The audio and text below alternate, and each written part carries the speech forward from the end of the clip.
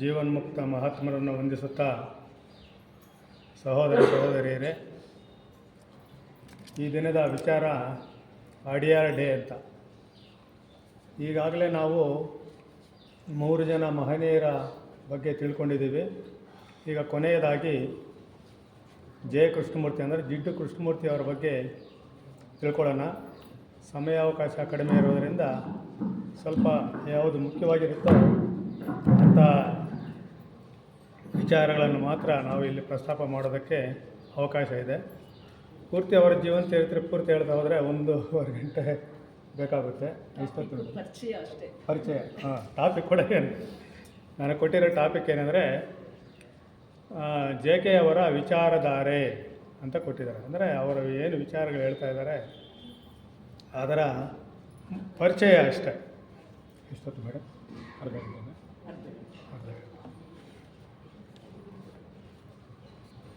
ಅವರ ಪರಿಚಯ ಮಾಡ್ಕೊಂಡು ಬಿಡೋಣ. ಇವರು ಆಂಧ್ರ ಪ್ರದೇಶದ ಮದನಪಲ್ಲಿ ಅಂತ ಗೊತ್ತಲ್ವ, ನಮಗೆಲ್ಲ ಪಟ್ಟಣ ಗೊತ್ತಿದೆ. ಅಲ್ಲಿ ಜನಿಸಿದವರು. ಯಾವಾಗ? 11/5/1895 ಅವ್ರು ತೀರೋಗಿದ್ದು 17/2/1986. ಅಂದರೆ ಸುಮಾರು 91 ವರ್ಷಗಳ ಕಾಲ ಅವರು ಈ ಪ್ರಪಂಚದಲ್ಲಿ ಪರ್ಯಟನೆ ಮಾಡಿದರು. ಅವರು ಆಧ್ಯಾತ್ಮಿಕ ಜೀವನಕ್ಕೆ ಬಂದಿದ್ದು, ಸಂಪರ್ಕಕ್ಕೆ ಬಂದಿದ್ದು 13ನೇ ವಯಸ್ಸಿನಲ್ಲಿ. ಅಂದರೆ ಸುಮಾರು ಎಷ್ಟು ವರ್ಷ ಆಯಿತು? 80 ವರ್ಷ ಅಂದ್ಕೊಳ್ರಿ. 78 ವರ್ಷಗಳ ಕಾಲ ಅವರು ಸತತವಾಗಿ ಆಧ್ಯಾತ್ಮಿಕ ವಿಚಾರಗಳನ್ನು, ಈ ಪ್ರಪಂಚಕ್ಕೆ ಬೆಳಕು ಚೆಲ್ಲುವ ವಿಚಾರಗಳನ್ನು ಅವರು ಸತತವಾಗಿ ಅಷ್ಟು ವರ್ಷಗಳ ಕಾಲ ತಮ್ಮ ಜೀವನ ಪೂರ್ತಿ ಇದಕ್ಕೆ ಮುಡುಪಾಗಿಟ್ಟಿದ್ದರು. ಬಹುಶಃ ಇಷ್ಟು ದೀರ್ಘಕಾಲ ಆಧ್ಯಾತ್ಮಿಕ ಪ್ರಪಂಚದಲ್ಲಿ ಬೆಳಗಿದಂಥ ನಕ್ಷತ್ರ ಮತ್ತೊಂದು ಇಲ್ಲ ಅಂತ ನಮ್ಮ ಯಾರು ಓಶೋ ರಜನೀಶ್ರವರು ಹೇಳ್ತಾರೆ ಇವ್ರ ಬಗ್ಗೆ. ಅವರ ಸಮಕಾಲೀನರು. ಅವರಿದ್ದಾಗ ಭಿನ್ನಾಭಿಪ್ರಾಯಗಳಿತ್ತು, ಆದರೂ ಕೂಡ ಅವರು ತೀರಿಕೊಂಡಾಗ ಆ ರೀತಿ ಅವರ ದುಃಖವನ್ನು ವ್ಯಕ್ತಪಡಿಸ್ತಾರೆ ಓಶೋ ರಜನೀಶ್ರವರು. ನಮ್ಮ ಈಗಿನ ಸದ್ಗುರು ಅಂತ ಯಾರು ನಾವು ಕರಿತೀವಿ, ಜಗ್ಗಿ ವಾಸುದೇವ್ ಅಂತ, ಅವರ ಅಭಿಪ್ರಾಯ ಏನಂದರೆ, ಜಿಡ್ಡು ಕೃಷ್ಣಮೂರ್ತಿ ಅವರ ಪ್ರಭಾವಕ್ಕೆ ನಾನು ಒಂದಲ್ಲ ಒಂದು ರೀತಿಯಲ್ಲಿ ಪ್ರಭಾವಿತನಾಗಿದ್ದೀನಿ ಅಂತ ತಮ್ಮ ಅನುಭವಗಳನ್ನು ಹೇಳ್ಕೊಳ್ತಾರೆ. ಒಂದು ದಿನ ಅವರ ಅವರ ಸೆಂಟರ್ನಲ್ಲಿ ಡಿಸ್ಪ್ಲೇ ಮಾಡ್ತಾ ಇರ್ತಕ್ಕಂಥ ಒಂದು ವಿಡಿಯೋವನ್ನು ನೋಡಿದೆ. ಅವರು ರೈಟ್ ಎಜುಕೇಷನ್ ಬಗ್ಗೆ ಭಾಷಣ ಮಾಡ್ತಾ ಇರ್ತಕ್ಕಂಥ ಒಂದು ಟೇಪ್ ರಿಕಾರ್ಡ್ ಅದು. ಅದನ್ನು ಕೇಳಿದಾಗ ನನಗೆ, ನಾವೇನಾದರೂ ನಮ್ಮ ಮಕ್ಕಳನ್ನು ಓದಿಸಿದರೆ ಇಂಥ ಒಂದು ಎಜುಕೇಷನ್ ಸಿಸ್ಟಮ್ನಲ್ಲಿ ಓದಿಸಬೇಕು. ಇದು ಜಗತ್ತಿಗೆ ಬೇಕಾದಂತಹ ಒಂದು ಮಾರ್ಗದರ್ಶನ ಹೊಂದಿರತಕ್ಕಂಥ ಒಂದು ಶಿಕ್ಷಣದ ವಿಧಾನ ಅಂತ ಅಷ್ಟು ಪ್ರಭಾವಿತನಾಗಿದ್ದೆ. ಮತ್ತು ನನಗೆ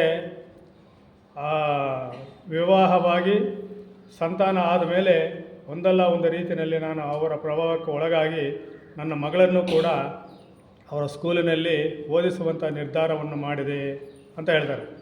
ಅಂದರೆ ಇದರಿಂದ ನಮಗೆ ಗೊತ್ತಾಗೋದೆ ಅಂದರೆ ಜಿಡ್ಡು ಕೃಷ್ಣಮೂರ್ತಿ ಅವರ ಚಿಂತನೆಗಳು ಎಷ್ಟು ಆಧುನಿಕವಾಗಿದ್ದವು ಮತ್ತು ಎಷ್ಟು ಆಳವಾದ ಜ್ಞಾನವನ್ನು ಹೊಂದಿದ್ದವು ಅಂತ ನಮಗೆ ಗೊತ್ತಾಗುತ್ತೆ. ಅವರು ಅನೇಕ ವಿಚಾರಗಳಲ್ಲಿ ನಾವೇನು ಸಂಪ್ರದಾಯಬದ್ಧವಾಗಿ ತಿಳ್ಕೊಂಡು ಬಂದಿದ್ದೀವಿ ಎಲ್ಲ ವಿಚಾರಗಳನ್ನು ಅವುಗಳನ್ನು ವಿಮರ್ಶೆ ಮಾಡಿ ಮುಂದಕ್ಕೆ ಹೋಗ್ತಾಯಿದ್ರು. ಯಾರನ್ನೂ ಕೂಡ ಎಲ್ಲೂ ನಿಲ್ಲುವುದಕ್ಕೆ ಬಿಡ್ತಾ ಇರಲಿಲ್ಲ. ಅಂದರೆ ನಾನು ಇದನ್ನು ನಂಬ್ಕೊಂಡಿದ್ದೀನಿ, ಇದನ್ನು ನಂಬಿದ್ದೀನಿ, ಇದರಲ್ಲಿ ಆಶ್ರಯ ಪಡೆದಿದ್ದೀನಿ ಅಂದರೆ ಅದನ್ನು ಪ್ರಶ್ನೆ ಮಾಡ್ತಾಯಿದ್ರು, ಯಾಕೆ ಅಲ್ಲೇ ಇದ್ದೀರಾ ಅಂತ. ಅವ್ರ ಪುಸ್ತಕಗಳನ್ನು ಓದಿ ನಾನು at the ಫೀಟ್ಸ್ of the master ಓದಿದ್ದೀನಿ, ನಾನು ಅದರಲ್ಲಿರುವ ವಿಚಾರಗಳನ್ನು ತಿಳ್ಕೊಂಡಿದ್ದೀನಿ, ಬಹಳ ಚೆನ್ನಾಗಿದೆ ಅಂತ ಏನಾದರೂ ಅವ್ರ ಮುಂದೆ ಹೇಳಿದರೆ, ನೀವಿನ್ನೂ ಅಲ್ಲೇ ಇದ್ದೀರಾ, ಅದು ಓಲ್ಡ್ ಬುಕ್, ಯಾವಾಗಲೂ ನಾನು ಪ್ರಾರಂಭದಲ್ಲಿ ಬರೆದಿದ್ದ ಬುಕ್ಕು, ನೀವನ್ನ ಅಲ್ಲೇ ಮಲ್ಕೊಂಡಿದ್ದೀರಾ, ಮುಂದೆ ಬನ್ನಿ ಅಂತ ಹೇಳುವರು. ಅಂದರೆ ನಮ್ಮ ಪ್ರಜ್ಞೆ ಯಾವಾಗಲೂ ಕೂಡ ಚಲನಶೀಲವಾಗಿರಬೇಕು. ಅದು ಯಾವುದೋ ಒಂದು ವಿಷಯಕ್ಕೆ ಗಂಟು ಬಿದ್ದು ಅಲ್ಲೇ ಜೋತು ಬಿದ್ದಿರಬಾರದು, ಆ ಬೋನಿನಲ್ಲಿ ಸಿಕ್ಕಾಕೊಂಡಿರಬಾರದು ಅನ್ನುವುದೇ ಅವರ ಪ್ರಧಾನವಾದಂತಹ ಒಂದು ಬೋಧನೆ. ಇದನ್ನು ಅವರ ಪೂರ್ತಿ ಬೋಧನೆಗಳ ಸಾರಾಂಶ ನಾವು ತಿಳ್ಕೋಬೇಕಾದ್ರೆ ನಮ್ಮ ಥಿಯಾಸಫಿಕಲ್ ಸೊಸೈಟಿಯ ಮೂಲ ಉದ್ದೇಶಗಳೇನಿದೆ, ಮೂರು ಉದ್ದೇಶಗಳೇನಿದೆ? ಸರ್ವಾರ್ಥಿಕ ಸಹೋದರ ಭಾವದ ಒಂದು ಅಂಕುರವನ್ನು ಸ್ಥಾಪಿಸುವುದು, ಅದರಲ್ಲಿ ಜಾತಿ, ಕುಲ, ಮತ, ಲಿಂಗಭೇದ ಯಾವುದೂ ಇಲ್ಲದೆ ಇರತಕ್ಕಂಥ ಒಂದು ಸಹೋದರ ಭಾವವನ್ನು ಏರ್ಪಡಿಸುವುದೊಂದು. ಎರಡನೇದು ಮತ ತತ್ವಗಳ, ಧರ್ಮಗಳ, ಎಲ್ಲ ಗ್ರಂಥಗಳ ಒಂದು ತುಲನಾತ್ಮಕವಾದಂತಹ ಅಧ್ಯಯನ ಮಾಡೋದು, ಸತ್ಯವನ್ನು ಕಂಡುಕೊಳ್ಳೋದು. ಮತ್ತು ಮೂರನೇದು ಪ್ರಕೃತಿಯಲ್ಲಿ ಮತ್ತು ಮಾನವನಲ್ಲಿ ಅಡಗಿರ್ತಕ್ಕಂತಹ ಸುಪ್ತ ಶಕ್ತಿಗಳನ್ನು ಪರಿಶೋಧನೆ ಮಾಡೋದು, ಕಂಡುಕೊಳ್ಳೋದು. ಈ ಮೂರು, ಇದು ಪ್ರಕಟಿತವಾಗಿದ್ದ ಘೋಷಣೆ ಮಾಡಿರ್ತಕ್ಕಂಥ ಮೂರು ಉದ್ದೇಶಗಳು. ಘೋಷಣೆ ಮಾಡದೇ ಇರತಕ್ಕಂಥ ಉದ್ದೇಶಗಳು ಇದೆ, ನಮಗೆ ಗೊತ್ತಾ? ಘೋಷಣೆ ಮಾಡದೇ ಇರತಕ್ಕಂಥ ಥಿಯಾಸಫಿಕಲ್ ಸೊಸೈಟಿ ಪ್ರಾರಂಭ ಆಗೋದಕ್ಕೆ ಮೂಲ ಕಾರಣ ಆಗಿರ್ತಕ್ಕಂಥ ಇನ್ನೂ 2 ಅಂಶಗಳಿದೆ. ಏನದು?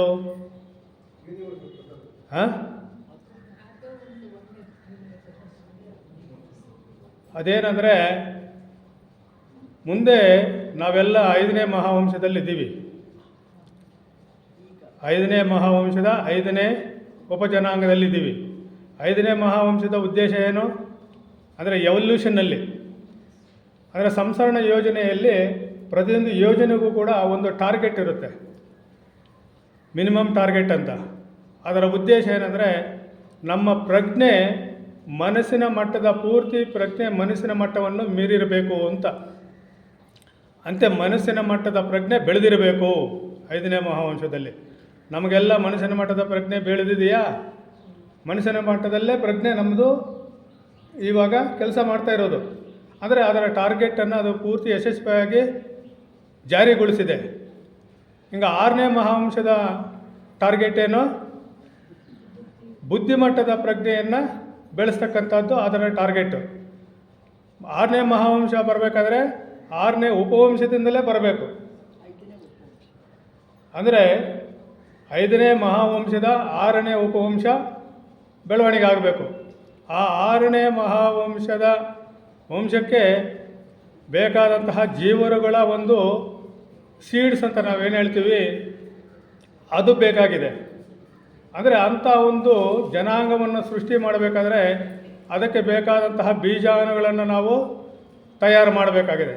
ಅಂದರೆ ನಮ್ಮ ಪ್ರಜ್ಞೆ ಬುದ್ಧಿಮಟ್ಟದಲ್ಲಿ ಯಾರ್ಯಾರಿಗೆ ಬುದ್ಧಿಮಟ್ಟದ ಪ್ರಜ್ಞೆ ಸ್ವಲ್ಪ ಅಂಕುರ ಆಗಿ ಬೆಳವಣಿಗೆ ಆಗಿರುತ್ತೆ ಅಂಥ ಜೀವರುಗಳಿಗೆಲ್ಲ ಸೇರಿಸಿ ಒಂದು ಹೊಸ ಬೋಧನೆಯನ್ನು ಕೊಡಬೇಕಾದಂಥ ಅವಶ್ಯಕತೆ ಇದೆ. ಅದನ್ನು ನೆರವೇರಿಸುವುದು ಕೂಡ ಥಿಯಾಸಫಿಕಲ್ ಸೊಸೈಟಿಯ ಸ್ಥಾಪನೆಯ ಹಿಂದಿರುವ ಉದ್ದೇಶ. ಅಂಥ ಜನಗಳಿಗೆ ಆ ರೀತಿ ಜನಾಂಗಕ್ಕೆ ಬೇಕಾದಂತಹ ಉಪದೇಶವನ್ನು ಕೂಡ ನಾವು ಕೊಡಬೇಕಾಗಿದೆ. ಬುದ್ಧಿಮಟ್ಟದ ಪ್ರಜ್ಞೆಯನ್ನು ಚುರುಕುಗೊಳಿಸ್ತಕ್ಕಂಥ, ಉದ್ದೀಪನಗೊಳಿಸ್ತಕ್ಕಂತಹ, ಅದನ್ನು ಉತ್ತೇಜನಗೊಳಿಸ್ತಕ್ಕಂತಹ ಕೆಲವು ವಿಚಾರಗಳು. ಅಂದರೆ ನಾವು ಬುದ್ಧಿಮಟ್ಟದ ಪ್ರಜ್ಞೆಯಲ್ಲಿ ಕೆಲಸ ಮಾಡ್ತಾಯಿದ್ದೀವಿ, ನಾವು ಇನ್ನೂ ಮನಸ್ಸಿನ ಮಟ್ಟದ ಯೋಚನೆ ಮಾಡ್ತಾಯಿದ್ರೆ ಅವ್ರಿಗೆ ಅದು ಹಿಡಿಸೋದಿಲ್ಲ. ಇದೆಲ್ಲ ಹಳೆಯ ಪುರಾಣ ಅಂತ ತಿರಸ್ಕಾರ ಮಾಡಿಬಿಡ್ತಾರೆ. ಯಾರ್ಯಾರಿಗೆ ಬುದ್ಧಿಮಟ್ಟದ ಪ್ರಜ್ಞೆ ಬೆಳೆದಿರುತ್ತೋ ಅಂಥವ್ರ ಮುಂದೆ ನಾವು ಮನಸ್ಸಿನ ಮಟ್ಟದ ಸಾಧನೆಗಳಾಗಲಿ ಮತ್ತೊಂದು ವಿಚಾರಗಳಾಗಲಿ ವಿಚಾರಧಾರೆಯನ್ನು ನಾವು ಹೇಳಿದಾಗ ಅವ್ರಿಗೆ ಇದು ಮಕ್ಕಳ ಆಟದ ಥರ ಅನಿಸುತ್ತೆ. ಅದಕ್ಕಾಗಿ ಅಂಥ ಜೀವರುಗಳಿಗೆ ಬೇಕಾದಂತಹ ಒಂದು ಬೋಧನೆಯ ಅವಶ್ಯಕತೆ ಕೂಡ ಇತ್ತು. ಅಂಥ ಬೋಧನೆ ಬೇಕಾದರೆ ಅದು ಜಗದ್ಗುರುಗಳಿಂದಲೇ ಸಾಧ್ಯ. ಆದರೆ ಜಗದ್ಗುರುಗಳ ಒಂದು ಅವತಾರ ಆಗಬೇಕಾದ್ರೆ ಅದಕ್ಕೆ ತುಂಬ ಸಮಯ ಮತ್ತು ಕಾಲ ಇದು ಬೇಕಾಗುತ್ತೆ, ಶ್ರಮ ಮತ್ತು ಸಮಯ.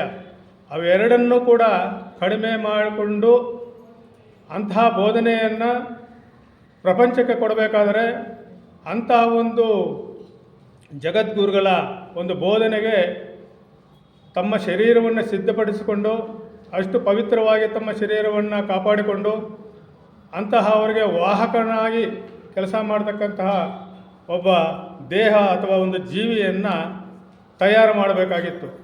ಅದನ್ನು ಕೂಡ ಒಂದು ನಿರ್ದಿಷ್ಟ ಗುರಿ ಇಟ್ಟುಕೊಂಡು ನಮ್ಮ ಥಿಯಾಸಫಿಕಲ್ ಸೊಸೈಟಿಯ ಮುಖಂಡರು ನಮ್ಮ ಜೆ ಕೃಷ್ಣಮೂರ್ತಿಯವರ ಮೂಲಕ ಅದನ್ನು ಸಾಧನೆ ಮಾಡಿದರು.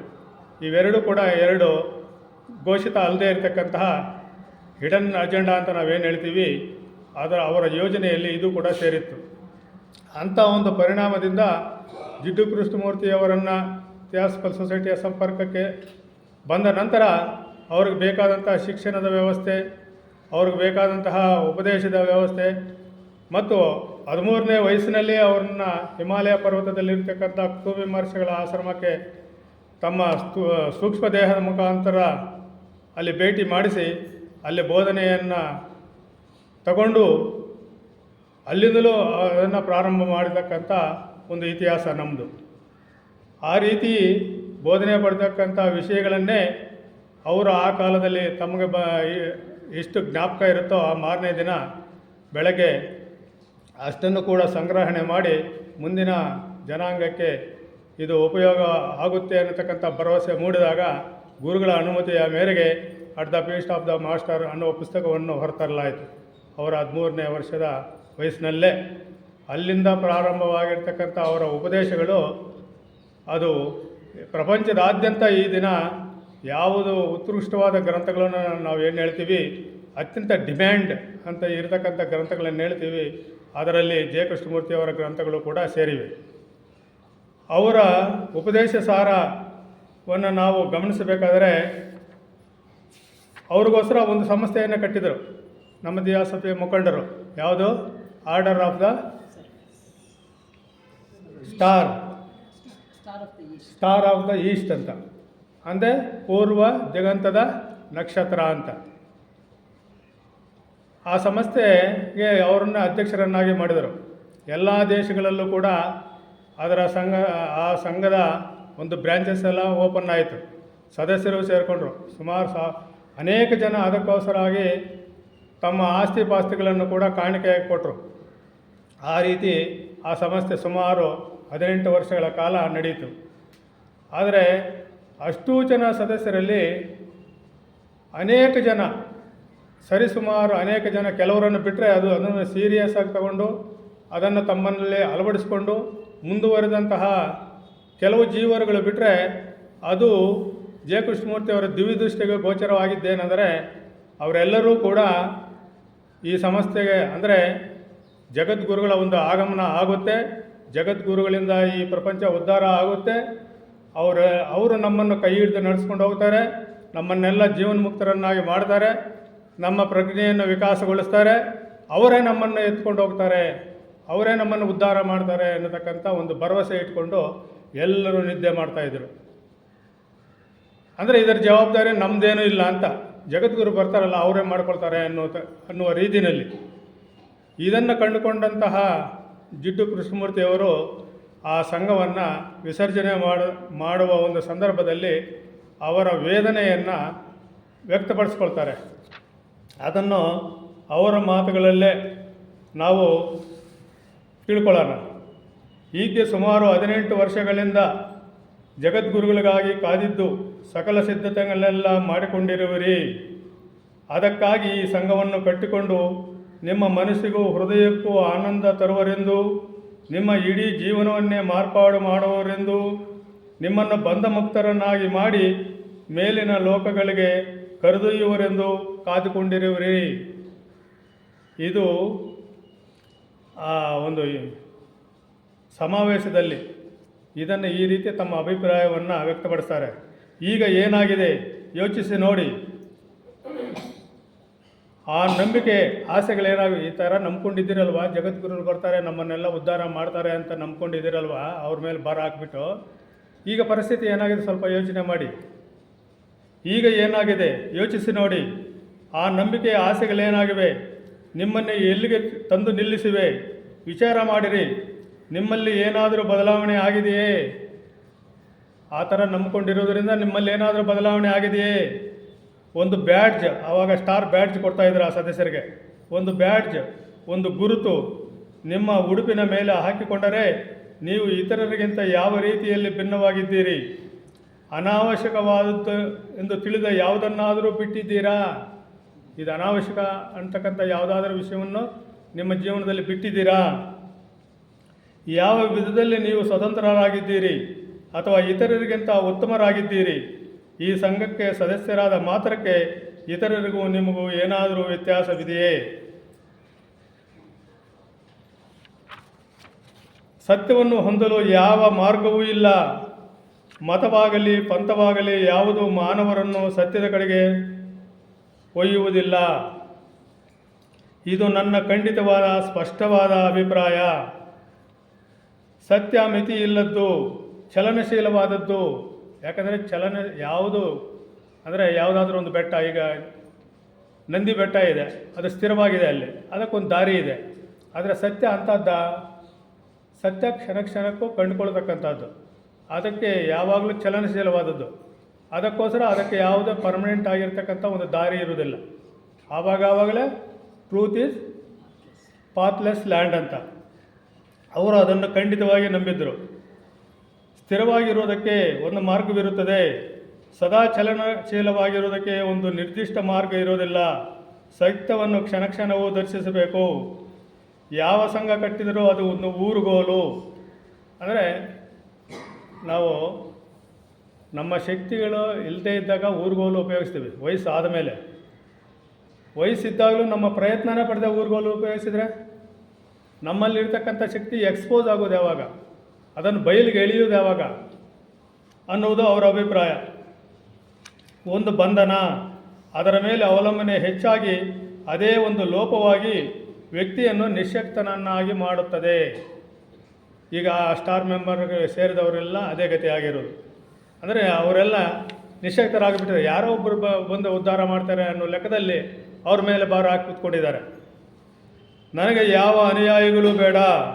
ನಾನು ಹೇಳುತ್ತಿರುವುದು ನಿಮಗೆ ಹಿತವೋ ಅಹಿತವೋ ಅದು ನನಗೆ ಮುಖ್ಯವಲ್ಲ. ಈ ಪ್ರಪಂಚದಲ್ಲಿ ಆ ದಿನ ಅವರು ಸೈಲೆಂಟಾಗಿ ಮಾಡಿದಂಥ ಭಾಷಣ ಇದು. ಅಂದರೆ ಅವರ ಜೀವನ ಪೂರ್ತಿ ಇವಾಗ ಏನು ಹೇಳ್ತಾ ಇದ್ದಾರೆ ಅದರ ಪ್ರಕಾರ ನಡ್ಕೊಟ್ಟು, ಅದು ಭೀಷ್ಮ ಪ್ರತಿಜ್ಞೆ ಅಂತಾರಲ್ಲ, ಆ ರೀತಿ ಘೋಷಣೆ ಮಾಡಿ ಭೀಷ್ಮ ಪ್ರತಿಜ್ಞೆ ಅಂದು ಅಂತ ಏನು ಹೇಳ್ಕೊಳ್ಳಿಲ್ಲ. ಆದರೆ ಅವ್ರು ಮಾಡಿದ್ದು ಅದೇ ಕೆಲಸನೇ. ಪ್ರಪಂಚದಲ್ಲಿ ನಾನು ಒಂದು ಕೆಲಸ ಮಾಡಬೇಕಾಗಿದೆ, ಅದನ್ನು ಮಾತ್ರ ನಾನು ಹಿಂಜರಿಯದೆ ಮಾಡುತ್ತೇನೆ. ನನ್ನ ಬಹಳ ಮುಖ್ಯವಾದ ಕೆಲಸವೇನೆಂದರೆ ಮನುಷ್ಯನನ್ನು ಯಾವ ಷರತ್ತುಗಳೂ ಇಲ್ಲದೆ, ಮನುಷ್ಯನನ್ನು ಇದು ಜ್ಞಾಪಕ ಇಟ್ಕೋಬೇಕು, ಯಾವ ಷರತ್ತುಗಳೂ ಇಲ್ಲದೆ ಸ್ವತಂತ್ರನನ್ನಾಗಿ ಮಾಡುವುದು. ಈ ಎಲ್ಲ ಬಂಧನಗಳಿಂದ, ಬೋನುಗಳಿಂದ, ಭಯಗಳಿಂದ ಬಿಡುಗಡೆ ಮಾಡುವುದು. ಹೊಸ ಮತವನ್ನಾಗಲಿ ಪಂಥವನ್ನಾಗಲಿ, ಹೊಸ ವೇದಾಂತವನ್ನಾಗಲಿ, ಶಾಸ್ತ್ರವನ್ನಾಗಲಿ, ಸಿದ್ಧಾಂತವನ್ನಾಗಲಿ ನಾನು ನಿಮ್ಮ ಮುಂದೆ ಇಡುವುದಿಲ್ಲ, ಸ್ಥಾಪಿಸುವುದೂ ಇಲ್ಲ. ಈ ಭೂಮಿಯ ಮೇಲಾಗಲಿ ಬೇರೆ ಲೋಕದಲ್ಲಾಗಲಿ ನನಗೆ ಯಾರೂ ಶಿಷ್ಯರಿಲ್ಲ, ಭಕ್ತರೂ ಇಲ್ಲ. ನನಗೆ ಯಾರೂ ಬೇಕಾಗಿಲ್ಲ. ನಾನೀಗ ಬಂಧಮುಕ್ತನಾಗಿ ಪರಿಪೂರ್ಣನಾಗಿರುವುದರಿಂದ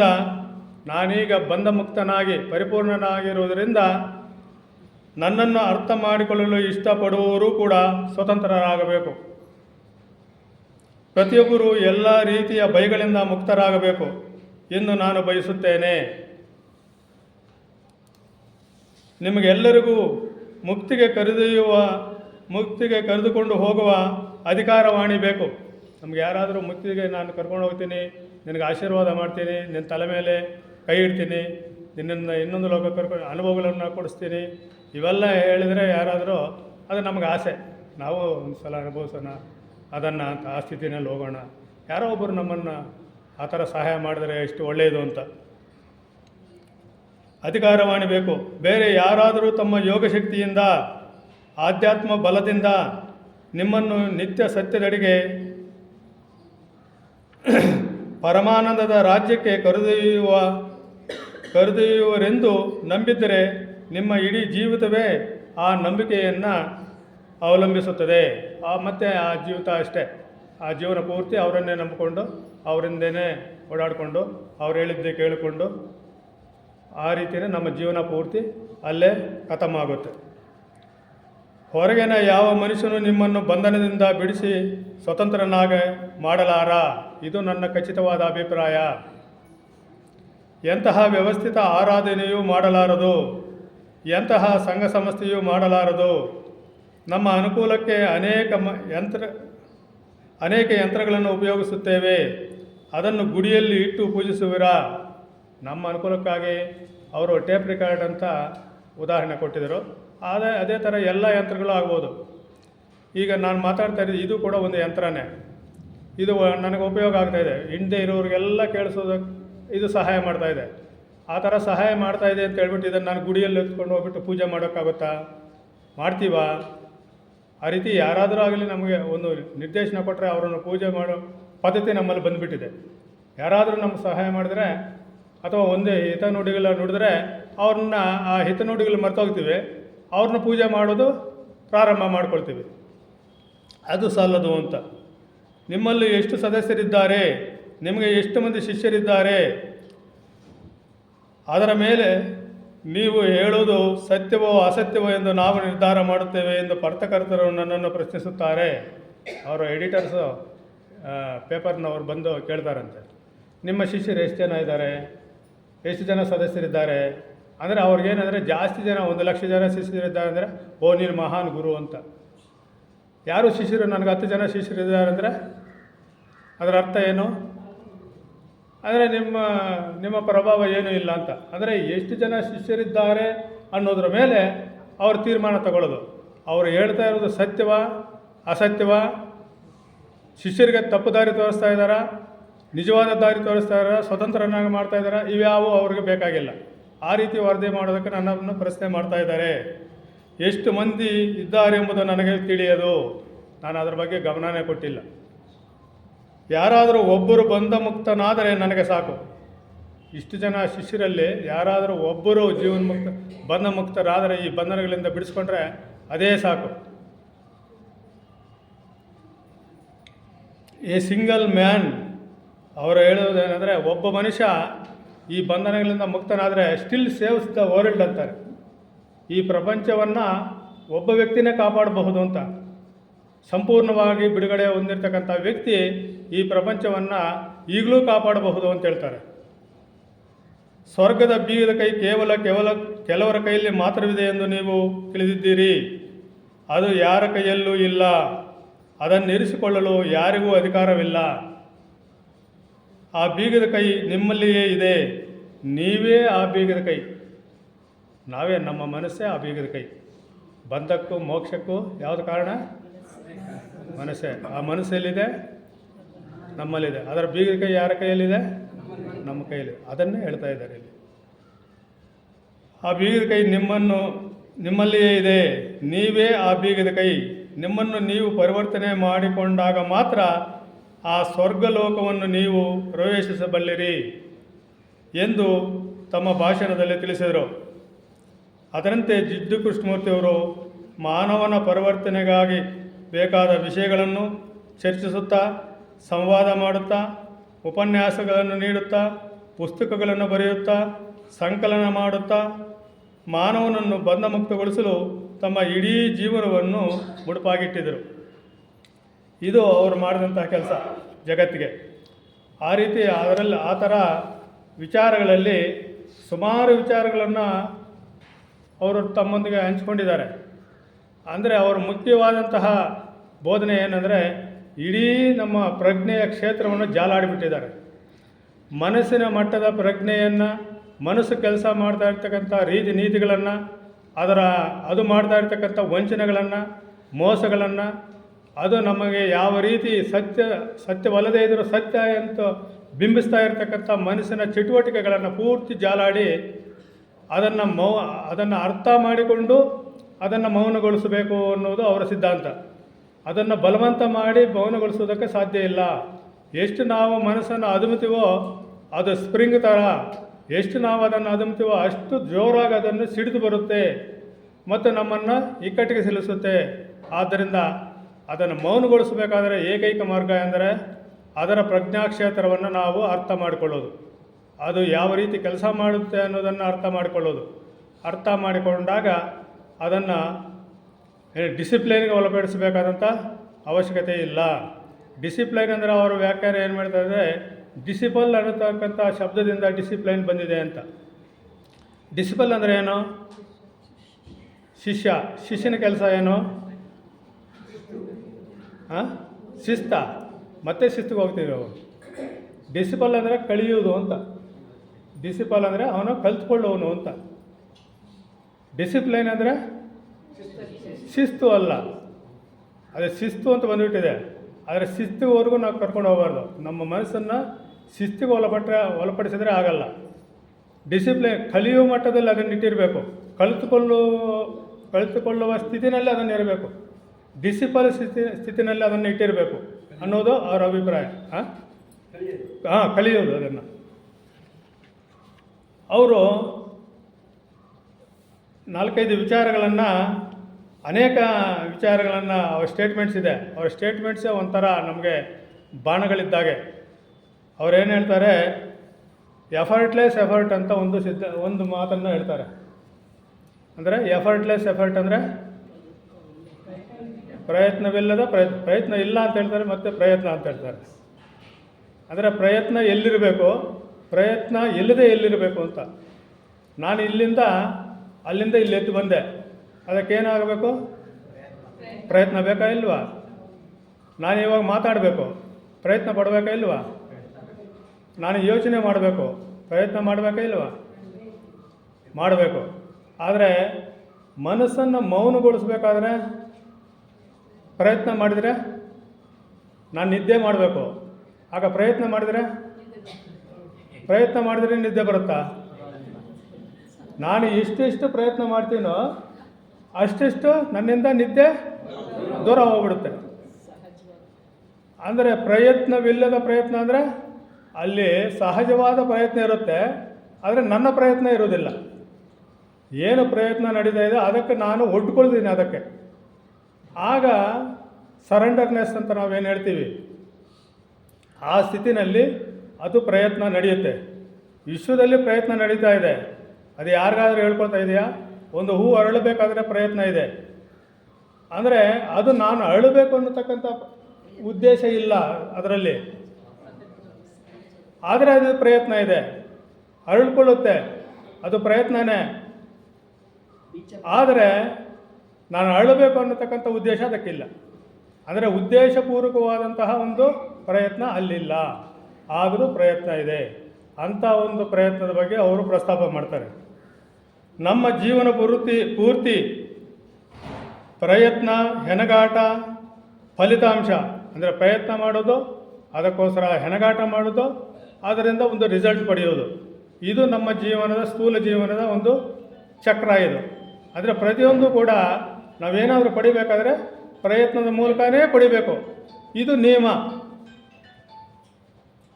ಫಲಿತಾಂಶ, ಭರವಸೆ ಮತ್ತು ನಿರಾಶೆ ಇವುಗಳಿಂದ ತುಂಬಿ ಹೋಗಿದೆ. ಆ ಪ್ರಯತ್ನಕ್ಕೆ ಸರಿಯಾದ ಫಲಿತಾಂಶ ಸಿಕ್ಕದೇ ಇದ್ದರೆ ನಿರಾಶೆ, ಸಿಕ್ಕಿದರೆ ಭರವಸೆ, ಇನ್ನೊಂದು ಸಲ ಪ್ರಯತ್ನ ಮಾಡೋಣ ಅಂತ. ಇದು ನಮ್ಮ ಜೀವನದ ಪೂರ್ತಿ ನಾವು ಮಾಡ್ತಾ ಇರ್ತಕ್ಕಂಥ ಕ್ರಿಯೆಗಳು ತುಂಬ ಹೋಗಿದೆ. ಸ್ಥೂಲ ಪ್ರಪಂಚದಲ್ಲಿ ಪ್ರತಿಯೊಂದನ್ನು ಪ್ರಯತ್ನಪಟ್ಟು ಸಾಹಸ ಮಾಡಿ ಗಳಿಸಿಕೊಳ್ಳಬೇಕಾಗಿದೆ. ಸುಮ್ಮನೆ ಯಾವುದೂ ಲಭಿಸುವುದಿಲ್ಲ. ಈ ಪದ್ಧತಿಗೆ ನಮ್ಮ ಮನಸ್ಸು ರೂಢಿಗತವಾಗಿರುವುದರಿಂದ ಆ ಪದ್ಧತಿಯಲ್ಲಿ ನಮ್ಮ ಮನಸ್ಸು ಕೆಲಸ ಮಾಡ್ತಾ ಇದೆ. ಆ ಮನಸ್ಸು ಆ ರೀತಿ ಕೆಲಸ ಮಾಡ್ತಾ ಇರೋದ್ರಿಂದ ನಾವೇನು ಅಂದ್ಕೊಳ್ತೀವಿ, ಇನ್ನೊಂದಕ್ಕೂ ಇದೇ ರೀತಿ ಪ್ರಯತ್ನ ಪಡಬೇಕೇನೋ ಅನ್ನತಕ್ಕಂಥ ಮನಸ್ಸು ನಮಗೆ ಪೋಸ್ ಮಾಡುತ್ತೆ, ಪ್ರೊಜೆಕ್ಟ್ ಮಾಡುತ್ತೆ. ಅಂದರೆ ದೇವರನ್ನು ಕಂಡುಕೊಳ್ಬೇಕಾದ್ರೆ, ಸತ್ಯವನ್ನು ಕಂಡುಕೊಳ್ಬೇಕಾದ್ರೆ ಅದು ನಾವು ಪ್ರಯತ್ನ ಮಾಡಬೇಕು, ಇಲ್ಲದೇ ಇದ್ದರೆ ನಮಗೆ ಸಿಗೋದಿಲ್ಲ ಅನ್ನುವ ಭ್ರಮೆನಲ್ಲಿ ನಾವಿದ್ದೀವಿ. ದೇವರನ್ನು ಕಂಡುಕೊಳ್ಳಲು ಅಥವಾ ಸತ್ಯವನ್ನು ಕಂಡುಕೊಳ್ಳಲು ಇದೇ ಪದ್ಧತಿಯನ್ನು ಅನುಸರಿಸುತ್ತೇವೆ. ಪ್ರಯತ್ನದ ಮೂಲಕವೇ ನಾವು ದೇವರನ್ನಾಗಲಿ ಸತ್ಯವನ್ನಾಗಲಿ ಕಂಡುಕೊಳ್ಳಬಹುದೆಂದು ಯೋಚಿಸುತ್ತೇವೆ. ಆದರೆ ಪ್ರಯತ್ನ, ಎಫರ್ಟ್ ಎನ್ನುವುದು ನಾನು ಎನ್ನುವ ಕೇಂದ್ರವನ್ನು ಬಲಪಡಿಸುತ್ತದೆ. ಪ್ರಯತ್ನ ಮಾಡ್ತಾ ಇದ್ದರೆ ಯಾರು ಪ್ರಯತ್ನ ಮಾಡ್ತಾ ಇರೋದು? ಯಾರು ಪ್ರಯತ್ನ ಮಾಡ್ತಾ ಇರೋದು? ನಾನು ಪ್ರಯತ್ನ ಮಾಡ್ತಾ ಇದ್ದರೆ ಏನು ಕ್ರಿಯೆ ನಡೀತಾ ಇದೆ? ಅದು ಏನು ಕ್ರಿಯೆ ನಡೀತಾ ಇದೆ? ನಾನು ಅನ್ನೋದನ್ನು ಬಲಪಡಿಸ್ತಾ ಇದೆ. ನಾನು ಅನ್ನೋದು ಎಷ್ಟು ಬಲ ಜಾಸ್ತಿ ತಂದುಕೊಳ್ಳುತ್ತೋ ಆ ಕೇಂದ್ರ ಎಷ್ಟು ವಿಕಾಸವಾಗುತ್ತೋ, ನಾನು ಅನ್ನೋ ಕೇಂದ್ರ ಅದೇನಾಗುತ್ತೆ, ಅಷ್ಟೆಷ್ಟು ಸತ್ಯ ಅನ್ನೋದು ದೂರ ಆಗುತ್ತೆ, ದೇವರನ್ನೋದು ದೂರ ಆಗುತ್ತೆ, ಆ ಇರುವಿಕೆ ಅನ್ನೋದು ದೂರ ಆಗುತ್ತೆ. ಬಲಪಡಿಸುತ್ತದೆ. ಆದ್ದರಿಂದ ಸೆಲ್ಫ್ ಸೆಂಟ್ರೆಡ್ ಆಕ್ಟಿವಿಟಿ ಆಗಿಬಿಡುತ್ತೆ. ದೇವರನ್ನು ಸೇರಲು ಇದು ಮಾರ್ಗವಲ್ಲ. ನಾವು ಸತ್ಯವನ್ನಾಗಲಿ ದೇವರನ್ನಾಗಲಿ ಸೇರಬೇಕಾದ್ರೆ ಇದು ಮಾರ್ಗ ಅಲ್ಲ. ನಾನು ಎನ್ನುವ ಕೇಂದ್ರದ ಕಾರ್ಯಕಲಾಪಗಳು ನಿಂತಾಗ ಆ ನಿಶ್ಶಬ್ದದಲ್ಲಿ ಮಾತ್ರ ಸತ್ಯ ಅಥವಾ ದೇವರು ಎಂದು ನಾವು ಏನನ್ನು ಕರೆಯುತ್ತೇವೆಯೋ ಅದು ಅಸ್ತಿತ್ವಕ್ಕೆ ಬರಲು ಸಾಧ್ಯ. ಇದು ಎಫರ್ಟ್ ಆ್ಯಂಡ್ ಎಫರ್ಟ್ಲೆಸ್ ಅಂತ. ಇನ್ನು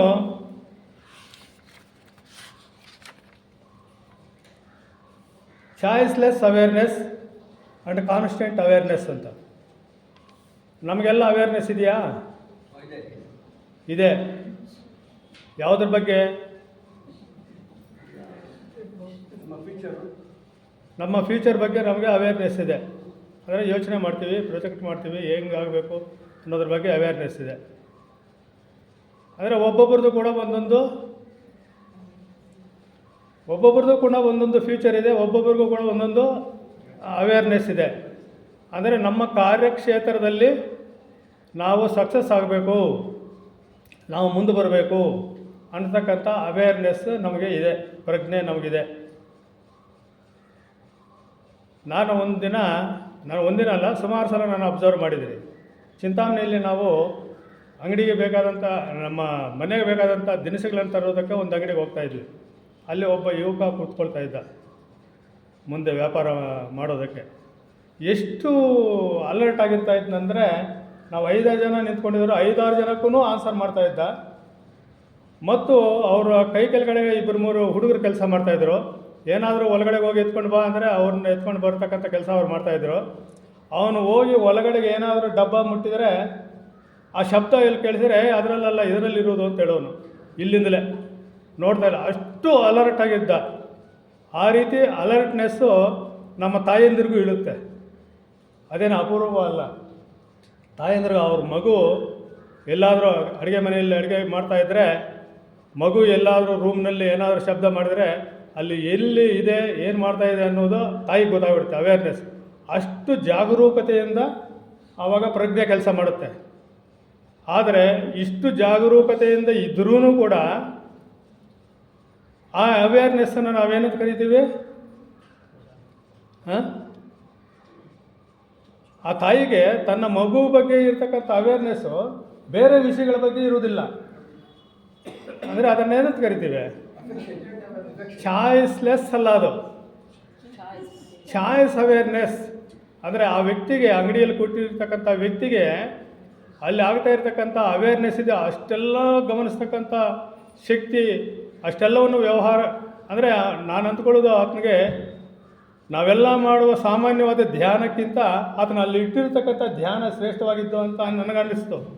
ಆದರೂ ಕೂಡ ಅದು ಆ ಅವೇರ್ನೆಸ್ಸು ಚಾಯ್ಸ್, ಅಂದರೆ ಆತನು ಆಯ್ಕೆ ಮಾಡಿಕೊಂಡಿರ್ತಕ್ಕಂಥದ್ದು. ಅದು ಬಿಟ್ಟು ಬೇರೆ ಕೆಲಸದಲ್ಲಿ ಏನಾದರೂ ತೊಡಗಿಸಿದ್ರೆ ಅಷ್ಟು ಅದು ಗಮನನೇ ಕೊಡೋದಿಲ್ಲ. ಆ ಆ ಅಂಗಡಿ ಮುಂದುಗಡೆ ಹೋಗ್ತಾ ಇರ್ತಕ್ಕಂಥ ಜನಗಳಾಗಲಿ, ಆ ಬಸ್ಸುಗಳಾಗಲಿ, ವೆಹಿಕಲ್ಗಳಾಗಲಿ ಯಾವುದು ಕೂಡ ನಾವು ಆತನ ಗಮನಕ್ಕೆ ಬಂದಿರೋದೇ ಇಲ್ಲ. ಅಂದರೆ ಕಾನ್ಸಂಟ್ರೇಟೆಡ್ ಮೈಂಡ್ ಅಂತ JK ಅವರು ಕಾನ್ಸಂಟ್ರೇಷನ್ ಈಸ್ ನಾಟ್ ಮೆಡಿಟೇಷನ್ ಅಂತಾರೆ. ಅಂದರೆ ಒಂದರ ಮೇಲೆ ಕೇಂದ್ರೀಕೃತವಾಗಿರ್ತಕ್ಕಂಥ ಮನಸ್ಸು ಅದು ಧ್ಯಾನಕೃತ ಮನಸ್ಸಲ್ಲ. ಧ್ಯಾನಯುಕ್ತವಾದಂಥ ಮನಸ್ಸಿಗೆ ಯಾವ ಲಿಮಿಟೇಷನ್ಸು ಇರುವುದಿಲ್ಲ. ಅದು ಎಲ್ಲ ಬಂಧನಗಳಿಂದ ಬಿಡುಗಡೆ ಹೊಂದಿರುತ್ತದೆ. ಮೌನ ಮನಸ್ಸಿನಿಂದ ಬಂದಿರತಕ್ಕಂಥದ್ದು, ಅಲ್ಲೂ ಆಯ್ಕೆಗಳಿರುವುದಿಲ್ಲ ಅಂತಕ್ಕಂಥದ್ದು ಅವರು ಈ ಚಾಯ್ಸ್ಲೆಸ್ ಅವೇರ್ನೆಸ್ ಅನ್ನೋದ್ರ ಬಗ್ಗೆ ಎಕ್ಸ್ಪ್ಲೈನ್ ಮಾಡ್ತಾಯಿದ್ದಾರೆ. ಮತ್ತು ಇನ್ನೊಂದು ವಿಷಯ, ಯಾವುದ್ರ ವಿಷಯದ ಬಗ್ಗೆ ಮಾತಾಡ್ತಾ ಇದ್ದಾರೆ, ಪದೇ ಮಾತಾಡ್ತೇನೆಂದರೆ, ನಾವು ಅನೇಕರು ಪ್ರಪಂಚದಲ್ಲಿ ನಡೀತಾ ಇರ್ತಕ್ಕಂಥ ಅನೇಕ ವಿಷಯಗಳ ಬಗ್ಗೆ ಬೇಜಾರು ಪಟ್ಕೊಳ್ತೀವಿ. ಬೇಜಾರಾಗುತ್ತಾ ಇಲ್ವಾ? ಈಗ ನಡೀತಾ ಇರತಕ್ಕಂಥ ದಿನನಿತ್ಯದ ವಿದ್ಯಮಾನಗಳು ನೋಡಿದರೆ ನಮ್ಮ ಕೆಲವು ಸಲ ಜಿಗುಪ್ಸೆ ಆಗಿಬಿಡ್ತದೆ. ನಾವು ಇಂಥ ಒಂದು ಜಗತ್ತಿನಲ್ಲಿ ಬಾಳ್ತಾ ಇದ್ದೀವಾ? ಈ ರೀತಿಯೂ ಕೂಡ ಜನಗಳಿದ್ದಾರಾ? ಇಷ್ಟು ದುರ್ಮಾರ್ಗದಿಂದ ನಡೀತಾರೆ ಜನಗಳು, ಇಷ್ಟು ಅನ್ಯಾಯವಾಗಿ ವರ್ತನೆ ಮಾಡ್ತಾರಾ ಅಂತಕ್ಕಂಥ ಮನಸ್ಸು ಆಗುತ್ತಾ ಇಲ್ವಾ? ಖಂಡಿತ ಆಗುತ್ತೆ. ಆದರೆ ಇವರೇನು ಹೇಳ್ತಾರೆ, ಅದಕ್ಕೂ ನಮಗೂ ಸಂಬಂಧ ಇಲ್ಲ ಅಂತ ಹೇಳ್ತೀವಿ. ನಾವು ಎಲ್ಲೋ ನಡೀತಾ ಇರ್ತಕ್ಕಂಥ ಘಟನೆಗೂ ನಮಗೂ ಸಂಬಂಧ ಇಲ್ಲ. ಯಾರಾದರೂ ಒಬ್ಬ ಮಹಿಳೆಯನ್ನ ಮೇಲೆ ಅತ್ಯಾಚಾರ ನಡೆದು ಅದು ಘೋರವಾದಂತಹ ಸುದ್ದಿ ನಮಗೆ ತಟ್ಟಿದರೆ ನಮಗೆ ಆ ದಿನ ಎಲ್ಲ ಮನಸ್ಸೆಲ್ಲ ತಳಮಳ ಆಗಿಬಿಡುತ್ತೆ, ಈ ರೀತಿ ಅನ್ಯಾಯ ಆಗಿದೆಯಾ ಅಂತ. ಆದರೆ ಅದರ ಜವಾಬ್ದಾರಿಯನ್ನು ಯಾರಾದರೂ ಒತ್ಕೊಳ್ತೀರಾ ಅಂದರೆ ಯಾರು ಒತ್ಕೊಳ್ತಾರೆ? ಯಾರು ಒತ್ಕೊಳ್ಳಿಲ್ಲ. ಫಿಲಿಮ್ ಡೈರೆಕ್ಟ್ರ್ ಒಪ್ಕೊಳ್ಳಲ್ಲ, ಅದನ್ನು ಅಂಥ ವಿಚಾರಗಳನ್ನು ಅನೇಕ ಪಿಕ್ಚರ್ಗಳಲ್ಲಿ ತೆಗೆದು ತನ್ನ ಲಾಭಕ್ಕೋಸ್ಕರ ಇಂಥದ್ದನ್ನೆಲ್ಲ ಪ್ರಚಾರ ಮಾಡ್ತಾನೆ. ಒಬ್ಬ ಆಕ್ಟ್ರು, ಸುಪ್ರೀಂ ಲೀಡರ್ ಆಕ್ಟ್ರ್ ಇರ್ತಕ್ಕಂಥವ್ರು, ಸೆಲೆಬ್ರಿಟಿಗಳು ಅದರಲ್ಲಿ ಆಕ್ಟ್ ಮಾಡ್ತಾರೆ. ಅಂಥ ಹಿಂಸೆಯನ್ನು ಪ್ರಚೋದನೆ ಮಾಡ್ತಕ್ಕಂಥ ವಿಚಾರಗಳನ್ನೆಲ್ಲ ತಮ್ಮ ಚಿತ್ರಗಳಲ್ಲಿ ತೋರಿಸ್ತಾರೆ. ಚಿಕ್ಕ ಮಕ್ಕಳು ನೋಡ್ತಾರೆ ಅಂತಕ್ಕಂಥ ಪ್ರಜ್ಞೆ ಕೂಡ ಇಲ್ಲ. ಆದರೆ ಅವ್ರನ್ನ ಕೇಳಿದರೆ ಏನು ಹೇಳ್ತಾರೆ?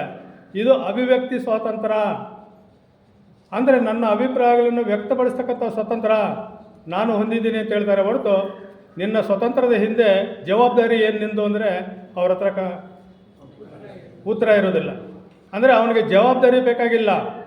ಅಂದರೆ ನಾನು ಮಾಡ್ತಾ ಇರತಕ್ಕಂಥ ಕೆಲಸದಿಂದ ಪ್ರಪಂಚದಲ್ಲಿ ಏನು ಪರಿಣಾಮ ಬೀರ್ತಾ ಇದೆ, ಮನುಷ್ಯರ ಮೇಲೆ ಏನು ಪರಿಣಾಮ ಬೀರ್ತಾ ಇದೆ, ಮಕ್ಕಳ ಮೇಲೆ ಏನು ಪರಿಣಾಮ ಬೀರ್ತಾ ಇದೆ, ಆ ಪರಿಣಾಮ ಹೊಂದಿರತಕ್ಕಂಥ ಮಕ್ಕಳು ಬೆಳೆದರೆ ಏನಾಗುತ್ತೆ ಪ್ರಪಂಚದ ಗತಿ, ಇವ್ಯಾವೂ ಕೂಡ ಅವನಿಗೆ ಬೇಕಾಗಿಲ್ಲ. ಅವನಿಗೆ ಬೇಕಾಗಿರೋದೇನೋ ಮಾರ್ಕೆಟಿಂಗಿನಲ್ಲಿ ಸೇಲ್ ಮಾಡಬೇಕು, ದುಡ್ಡು ಮಾಡಬೇಕು ಇದೆ. ಅಂದರೆ ಆತನ ಜವಾಬ್ದಾರಿಯಿಂದ ನುಡಿಸ್ಕೊಳ್ತಾನೆ. ಆದರೆ ಜೆ ಕೆ ಅವರು ಹೇಳಿದ್ರು, ಇವೆಲ್ಲಕ್ಕೂ ಕೂಡ ನೀವೇ ಜವಾಬ್ದಾರರು, ನೀನೇ ಪ್ರಪಂಚ. ಇದನ್ನು ಎಷ್ಟು ಸಲ ಪುನರುಚ್ಚರಿಸಿದರೂ ಸಾಲದು. ಈ ಪ್ರಪಂಚ ನಾವು ಸೃಷ್ಟಿ ಮಾಡಿಕೊಂಡಿರೋದೇ. ಈ ಪ್ರಪಂಚ ಸೃಷ್ಟಿ ಮಾಡಿಕೊಂಡಿರೋದು ಯಾರು? ನಾವೇ. ನಿಮ್ಮಗಳ ಪರಸ್ಪರ ಸಂಬಂಧಗಳಿಂದಲೇ ಈ ಪ್ರಪಂಚ ರಚನೆಯಾಗಿದೆ. ನಮ್ಮ ಸಮಸ್ಯೆಗಳಿಗೆ ಈ ಪ್ರಪಂಚದ ಸಮಸ್ಯೆಗಳು, ಅಂದರೆ ಪ್ರಪಂಚದ ಸಮಸ್ಯೆಗಳು ಅಂತಿದೆ ಅಂತ ನಾವೇನು ಹೇಳ್ತಾ ಇದ್ದೀವಿ, ಅದು ನಿಜವಾಗ್ಲೂ ಕೂಡ ಪ್ರಪಂಚದ ಸಮಸ್ಯೆಗಳಲ್ಲ, ಪ್ರಪಂಚದ ಸಮಸ್ಯೆಗಳು ಅಲ್ಲವೇ ಅಲ್ಲ. ಆ ಸಮಸ್ಯೆಗಳೆಲ್ಲ ಯಾರು? ನಾವೇ ಸೃಷ್ಟಿ ಮಾಡಿರ್ತಕ್ಕಂಥ ಸಮಸ್ಯೆಗಳು. ನಾನು ಮಾಡಿರ್ಬೋದು, ನೀವು ಮಾಡಿರ್ಬೋದು, ನಮ್ಮ ಪರಸ್ಪರ ಸಂಬಂಧಗಳಲ್ಲೇ ಹುಟ್ಕೊಂಡಿರ್ತಕ್ಕಂಥದ್ದು. ಆದ್ದರಿಂದ ಈ ಪ್ರಪಂಚದ ಸಮಸ್ಯೆಗಳು ಯಾವುದೂ ನಮ್ಮ ಸಮಸ್ಯೆಗಳಿಗಿಂತ ಪ್ರತ್ಯೇಕವಾಗಿಲ್ಲ. ನಮ್ಮ ಸಮಸ್ಯೆಗಳು ಪೂರ್ತಿ ತೀರೋಗ್ಬಿಟ್ರೆ ಪ್ರಪಂಚದಲ್ಲಿ ಸಮಸ್ಯೆಗಳಿರುತ್ತಾ? ಖಂಡಿತ ಇಲ್ಲ. ನಿಮ್ಮ ಸಂಬಂಧಗಳಿಂದಲೇ ಪ್ರಪಂಚದ ಸಮಸ್ಯೆಗಳು ಅದು ಹುಟ್ಕೊಳ್ತಕ್ಕಂಥದ್ದು. ಪರಸ್ಪರ ಸಂಬಂಧಗಳಿಂದಲೇ ಸಮಸ್ಯೆಗಳು ಹುಟ್ಕೊಳ್ತಕ್ಕಂಥ ಪ್ರಪಂಚದ ಸಮಸ್ಯೆಗಳಿಗೆ ಒಬ್ಬರ ಕಾಣಿಕೆ ಮತ್ತೊಬ್ಬರ ಕಾಣಿಕೆ ಪಾಲು ಕಡಿಮೆ ಇರ್ಬೋದು ಅಥವಾ ಜಾಸ್ತಿ. ಆ ಸಮಸ್ಯೆಗಳಿಗೆ ನಮ್ಮ ಪಾಲು ಕಡಿಮೆ ಇರ್ಬೋದು ಅಥವಾ ಜಾಸ್ತಿ ಇರಬಹುದು ವ್ಯಕ್ತಿಗತವಾಗಿ. ಆದರೆ ಎಲ್ಲರೂ ಕೂಡ ಪಾಲುದಾರರೇ ಇರ್ಬೋದು. ಒಟ್ಟಾರೆಯಾಗಿ ಇದಕ್ಕೆ ಸಂಪೂರ್ಣ ನಾವೇ ಪಾಲುದಾರರು. ಈ ಪ್ರಪಂಚ ನಮಗಿಂತ ಭಿನ್ನವಾಗಿಲ್ಲ. ನಾವು ಋಷಿಗಳ ಕಥೆ ಕೇಳಿದ್ದೀವಿ. ಅಂದರೆ ಅವರ ಋಷಿಗಳ ಆಶ್ರಮದಲ್ಲಿ ಜೀವ ಜಂತುಗಳು, ಅಂದರೆ ಹಸುನೂ ಬರ್ತಾಯಿತ್ತು, ಸಿಂಹನೂ ಬರ್ತಾಯಿತ್ತು, ನರಿನೂ ಬರ್ತಾಯಿತ್ತು, ಬೆಕ್ಕು ಬರ್ತಾಯಿತ್ತು, ಎಲ್ಲವೂ ಒಂದೇ ಕಡೆ ಬಂದು ನೀರು ಕುಡಿತಾ ಇದ್ವಂತೆ. ಯಾಕೆ? ಆ ಋಷಿಯ ತಪಸ್ಸಿನ ಒಂದು ಪ್ರಭಾವ ಅಲ್ಲಿ ಬಂದ ತಕ್ಷಣ ಪರಸ್ಪರ ದ್ವೇಷ ಮರ್ತೋಗ್ಬಿಡೋದು. ಯಾವ ಪ್ರಾಣಿಗಳಲ್ಲೂ ದ್ವೇಷ ಇರ್ತಾ ಇರಲಿಲ್ಲ. ಜೀವಾತ್ಮ ಒಂದೇ ಅಂತಕ್ಕಂಥ ಒಂದು ಪ್ರಭಾವ, ಶಾಂತಿಯ ಪ್ರಭಾವ ಅಲ್ಲೆಲ್ಲ ಬೀರಿತ್ತು. ಅಂದರೆ ಒಬ್ಬ ಮನುಷ್ಯನಿಗೆ ಅಷ್ಟು ಶಕ್ತಿ ಇದೆ ಅಂತ, ಅವರ ಕಾಂಟ್ರಿಬ್ಯೂಷನ್ ಪ್ರಪಂಚಕ್ಕೆ ಅಷ್ಟಿದೆ ಅಂತ. ಅಲ್ಲಿಗೆ ನಾವು ಕೊಡದೇ ಇದ್ದರೆ ಜವಾಬ್ದಾರಿ ಯಾರ್ದು? ನಮ್ಮದೇ. ನಾವು ಅಷ್ಟು ಪ್ರಭಾವಶಾಲಿಯಾಗಿ ನಾವು ಇಲ್ಲದೇ ಇರಬಹುದು, ಆದರೆ ನಮ್ಮ ಶಕ್ತಾನುಸಾರ ನಾವು ಪ್ರಪಂಚಕ್ಕೆ ನಮ್ಮ ಕೊಡುಗೆಯನ್ನು ಕೊಡ್ತಾ ಇದ್ದೀವಿ. ಇದು ಆದ್ದರಿಂದ ಪ್ರಪಂಚದ ಸಮಸ್ಯೆಗಳಿಗೂ ನಮಗೂ ನಿಕಟವಾದ ಸಂಬಂಧ ಇದೆ ಅಂತಕ್ಕಂಥದ್ದನ್ನು ಅವ್ರು ಹೇಳ್ತಾಯಿದ್ರು. ಮೇಡಮ್ನವ್ರೆ, ನೀವು ಟೈಮ್ ಆದ ತಕ್ಷಣ ನನಗೆ ಸಿಗ್ನಲ್ ಕೊಡಿ, ಆಯಿತಾ?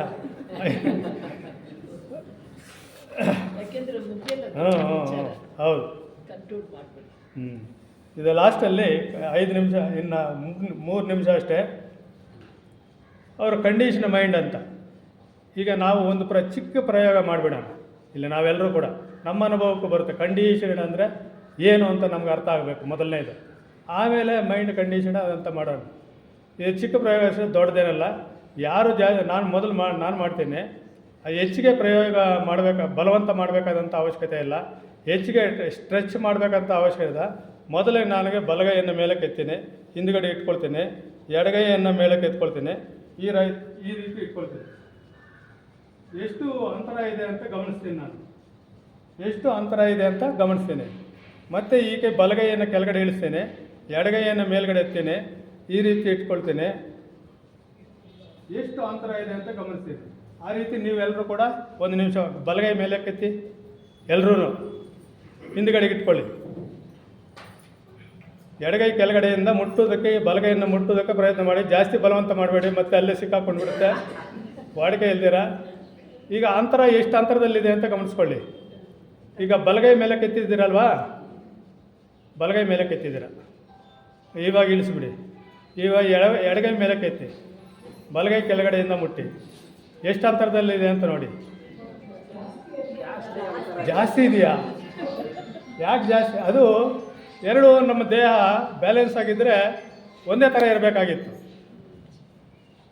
ಯಾಕೆ ಜಾಸ್ತಿ ಆಯಿತು? ಬಲಗೈ ಮೇಲೆ ಕೆತ್ತಿದಾಗ ಮಾತ್ರ ಕಡಿಮೆ ಇತ್ತು, ಕೆಳಗೈ ಕೆತ್ತಿದಾಗ ಮಾತ್ರ ಜಾಸ್ತಿ ಆಯಿತು. ನಾವು ಬಲಗೈ ಯಾವುದಕ್ಕೋಸ್ಕರ ಉಪಯೋಗಿಸಿದ್ದೀವಿ? ಯಾವಾಗಲೂ ತಿನ್ನುವುದಕ್ಕೆ ಉಪಯೋಗಿಸಿದ್ದೀವಿ, ಮೇಲಕ್ಕೆ ಉಪಯೋಗಿಸ್ತಾ ಇದ್ದೀವಿ. ಅಲ್ಲಿಗೆ ನಮ್ಮ ರೂಢಿಗಳು ಏನು ಮಾಡಿದೆ, ನಮ್ಮ ರೂಢಿಗಳು ದಿನನಿತ್ಯ ಮಾಡ್ತಾ ಇರ್ತಕ್ಕಂಥ ಈ ರೂಢಿ ಅದು ಯಾವತ್ತಾಯಿತು ಅಂತ ನಮಗೆ ಗೊತ್ತಿಲ್ಲ. ಈ ರೀತಿ ಗ್ಯಾಪ್ ಯಾವಾಗ ಜಾಸ್ತಿ ಆಯಿತು ಕಡಿಮೆ ಆಯಿತು ಅಂತ ನಮಗೆ ಗೊತ್ತಿಲ್ಲ. ಆದರೆ ಕಂಡೀಷನ್ಡ್ ಆಗಿದ್ದೀವಿ ನಾವು, ಅಂದರೆ ಒಂದು ಬದ್ಧತೆಗೆ ಒಳಗಾಗಿದ್ದೀವಿ. ನಮ್ಮ ದೇಹ ಒಂದು ರೀತಿಗೆ ಬಂಧಿತವಾಗಿದೆ. ಅದು ಯಾವತ್ತಾಗಿದೆ ಅಂತ ನಮ್ಗೆ ಗೊತ್ತಿಲ್ಲ. ಅದು ದಿನೇ ದಿನೇ ನಾವು ಮಾಡ್ತಕ್ಕಂಥ ಚರ್ಯಗಳಿಂದ ಆ ರೀತಿ ಕಂಡೀಷನ್ಡ್ ಆಗಿದೆ, ಅಂದರೆ ನಿಬದ್ಧತೆಗೆ ಒಳಗಾಗಿದೆ ನಮ್ಮ ದೇಹ. ಇದನ್ನು ಒಪ್ಪುತ್ತೀರಾ? ನಮ್ಮ ದೇಹ ಯಾರಾದರೂ ಯೋಗಾಭ್ಯಾಸ ಮಾಡೋರಿದ್ರೆ ಎರಡು ಒಂದೇ ಇರುತ್ತೆ.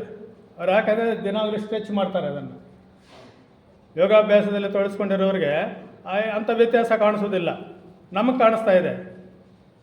ಅದೇ ರೀತಿ ಇದು ಯಾಕೆ ಇದನ್ನು ಹೇಳ್ತಾ ಇದ್ದೀನಿ ಅಂದರೆ, ಈ ರೀತಿ ನಿಬದ್ಧತೆಗೆ ಒಳಗಾಗಿರ್ತಕ್ಕಂಥ ದೇಹ ನಮಗೆ ಇವಾಗ ಪರಿಚಯ ಆಯಿತು. ಅದೇ ರೀತಿ ನಿಬದ್ಧತೆಗೆ ಒಳಗಾಗಿರ್ತಕ್ಕಂಥ ಮನಸ್ಸು ಕೂಡ ಇದೆ. ಅದು ಏನಾಗುತ್ತೆ ಅಂದರೆ, ಒಂದೇ ಪ್ಯಾಟ್ರನ್ನಲ್ಲಿ ಕೆಲಸ ಮಾಡೋದಕ್ಕೆ ನಾವು ರೂಢಿಗತ ಆಗಿದ್ದೀವಿ. ಅಂದರೆ ನಾವು ಅನೇಕ ವಿಚಾರಗಳನ್ನು ನಾವು ತಲೆಗೆ ಹಾಕ್ಕೊಂಡಿದ್ದೀವಿ. ಅದೇ ಪ್ರಕಾರ ಥಿಂಕ್ ಮಾಡ್ತೀವಿ. ನಾವು ಯಾವ ದೇಶಕ್ಕೆ ಸೇರಿದ್ದೀವಿ, ಆ ದೇಶದವರೆಲ್ಲ ಒಂದೇ ರೀತಿ ಥಿಂಕ್ ಮಾಡ್ತಾರೆ. ನಾವು ಯಾವ ಧರ್ಮಕ್ಕೆ ಸೇರಿದ್ದೀವಿ, ಆ ಧರ್ಮದವರೆಲ್ಲ ಸುಮಾರು ಹೆಚ್ಚು ಕಡಿಮೆ ಒಂದೇ ರೀತಿ ಯೋಚನೆ ಮಾಡ್ತಾರೆ. ನಾವು ಯಾವ ಕುಲಕ್ಕೆ ಸೇರಿದ್ದೀವಿ, ಆ ಕುಲದವರೆಲ್ಲ ತನ್ನ ಸಂಪ್ರದಾಯಗಳು, ತನ್ನ ರೀತಿಗಳು ಆ ರೀತಿ ಯೋಚನೆ ಮಾಡ್ತಾರೆ. ಅದೇ ರೀತಿ ಒಂದು ಸೆಕ್ಟರ್, ಯಾವುದಾದ್ರೂ ಒಂದು ಕಚೇರಿಗೆ ಸೇರಿಕೊಂಡು ಒಂದು ಮಿಲಿಟ್ರಿಗೆ ಸೇರಿದ್ದಾರೆ. ಅವರ ಜೀವನನೇ ಒಂದು ರೀತಿಯಾಗಿ, ಅವ್ರು ಯೋಚನೆ ಮಾಡ್ತಕ್ಕಂಥ ರೀತಿಯೇ ಒಂದು ರೀತಿಯಾಗಿ ಮೌಲ್ಡ್ ಆಗಿರುತ್ತೆ ನಮ್ಮ ಮನಸ್ಸು. ಅಂದರೆ ಪ್ರತಿಯೊಂದು ಕೂಡ ನಮ್ಮ ವಾಡಿಕೆಗಳು ನಮ್ಮ ಮನಸ್ಸನ್ನು ಒಂದು ರೀತಿಯಲ್ಲಿ ಕೆಲಸ ಮಾಡೋ ರೀತಿಯಲ್ಲಿ ನಮಗೆ ರೂಢಿಗತ ಆಗಿದೆ. ಅದನ್ನು ಕಂಡೀಷನ್ಡ್ ಮೈಂಡ್ ಅಂತಾರೆ ಯಾರೋ JK ಅವರು.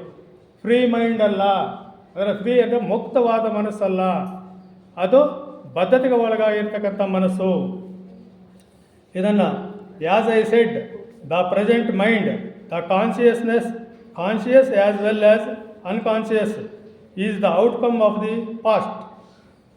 It is the accumulation result of racial, traditional, climate, dietic, ಅಂದರೆ ನಮ್ಮ ಆಹಾರ ಕೂಡ ಮನಸ್ಸಿನ ಮೇಲೆ ಪ್ರಭಾವ ಬೀರುತ್ತೆ. ನಾವು ಎಂಥ ಆಹಾರ ತಗೊಳ್ತೀವಿ ಅಂತ, ಅದು ಕೂಡ ನಮ್ಮ ಮನಸ್ಸನ್ನು ತಿದ್ದುತ್ತೆ. And other influences, so the mind is conditioned. ಪ್ರಸ್ತುತ ನಮ್ಮ ಮನಸ್ಸು ಅಂದರೆ ವ್ಯಕ್ತ ಮನಸ್ಸು ಮತ್ತು ಸುಪ್ತ ಮನಸ್ಸು ಇವೆರಡೂ ಕೂಡ ನಮ್ಮ ಗತಕಾಲದ ಅನುಭವಗಳ ಒಂದು ಫಲಿತಾಂಶ. ಇದರ ಜೊತೆಗೆ ನಾವು ಹುಟ್ಟಿ ಬೆಳೆದಿರುವ ಧರ್ಮ, ಜಾತಿ, ದೇಶ, ಸಂಪ್ರದಾಯ, ಪರಿಸರ, ಆಹಾರ ಪದ್ಧತಿ ಇವೆಲ್ಲವೂ ಕೂಡ ನಮ್ಮ ಮನಸ್ಸಿನ ಮೇಲೆ ತಮ್ಮ ಪ್ರಭಾವವನ್ನು ಬೀರುತ್ತವೆ. ಇವುಗಳಿಗೆ ಅನುಸಾರವಾಗಿ ನಮ್ಮ ಮನಸ್ಸು ಕೆಲಸ ಮಾಡುತ್ತದೆ. ಅಂದರೆ ನಮ್ಮ ಮನಸ್ಸು ಒಂದು ನಿರ್ದಿಷ್ಟ ರೀತಿಯಲ್ಲಿ ಕೆಲಸ ಮಾಡುತ್ತದೆ. So the mind is conditioned. ಅಂದರೆ ಕ್ರಿಶ್ಚಿಯನ್ ರೀತಿಯಲ್ಲಾಗಲಿ, ಬೌದ್ಧ ರೀತಿಯಲ್ಲಾಗಲಿ, ಹಿಂದೂಗಳ ರೀತಿಯಲ್ಲಾಗಲಿ ಅಥವಾ ಕಮ್ಯುನಿಸ್ಟ್ ರೀತಿಯಲ್ಲಾಗಲಿ ಕೆಲಸ ಮಾಡುವುದು ಅದಕ್ಕೆ ರೂಢಿಗತವಾಗಿದೆ.